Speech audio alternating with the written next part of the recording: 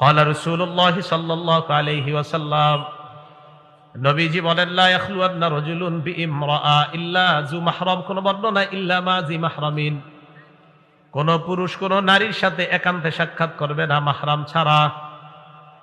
মাহরাম ছাড়া কোন পুরুষ কোন নারীর সাথে একান্তে সাক্ষাৎ করবে না, মাহরাম ছাড়া।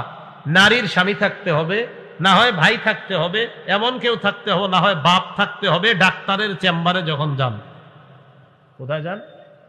কথার কথা, হসপিটালে যখন যান, হসপিটালে আপনি আপনার বিবিকে একা পাঠায়েন না, আপনি সাথে যান, বাইরে পাঠায়েন, না পারলে বাপেরে পাঠায়েন। আপনি যাওয়াই ভালো, আপনি স্বামী আপনি যাওয়াই ভালো। এরপরে যদি ডাক্তার সাহেব বলে যে স্বামীর ভিতরে ঢুকার অনুমতি নেই, আপনি সাথে সাথে বলবেন, স্ত্রীর জন্য যদি ভিতরে প্রবেশের অনুমতি আমার না থাকে তো আপনার আছে?